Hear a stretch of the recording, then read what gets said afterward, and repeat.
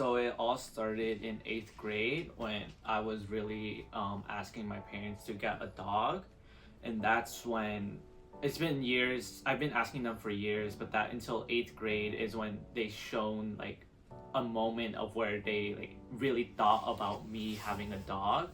So they actually brought the idea in, and then we were looking at different places to get a dog. When we saw other dogs before him, but when we first saw him, we felt as if he was like the dog that like he belonged to us. Like that's we had a connection that we felt with him the first time we saw him.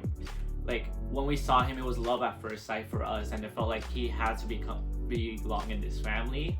It's just like when you feel a connection with something, although you might have not met them at first, like when you first see them, it feels like everything in the world is just like led you to that moment. Like this was supposed to happen because that type of connection is like what's gonna help motivate you throughout life. So like when I first held Bobby in my hands, it felt like as if he was like my best friend, that he was supposed to be my best friend from here until whenever his life is over.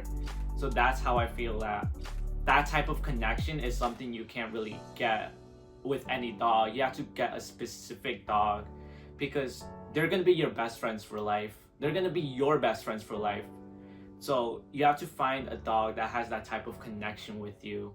Well, what I see is that with other dogs, whenever their owners take them out, when I'm walking Bobby, I feel like they don't have a type of strong connection like how I do with Bobby. Sometimes they mistreat their dogs. I know there's some people in this world that don't have like strong connections with dogs. So like, for an example, is like puppy mills, which is like a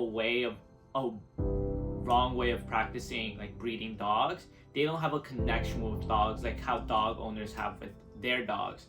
They just do it based on profit. So like pet stores, they could be found everywhere, but they're mostly found within like cities, not like really outside. Since most people adopt in rural or suburban areas, they don't really have pet stores around there that like sell animals.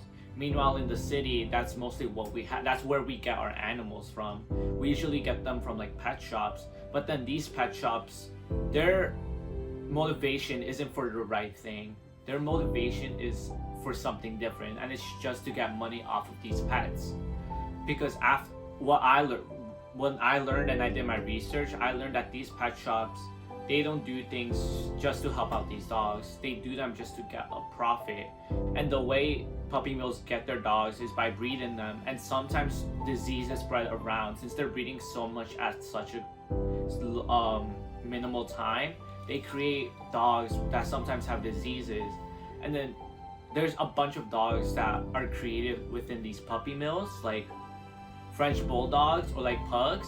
These dogs are malpractice dogs because when you look at them, their faces have like a squished face. Yeah.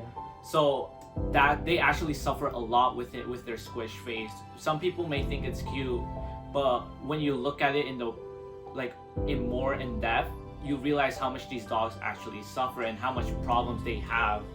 That's an example of like urban city practicing, while rural areas, they're more like connected with them.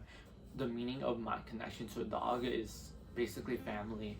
He's just like the missing part in our family that we've needed.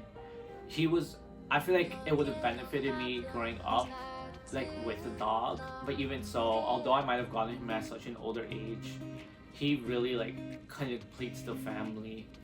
He's that missing piece of the puzzle that we needed.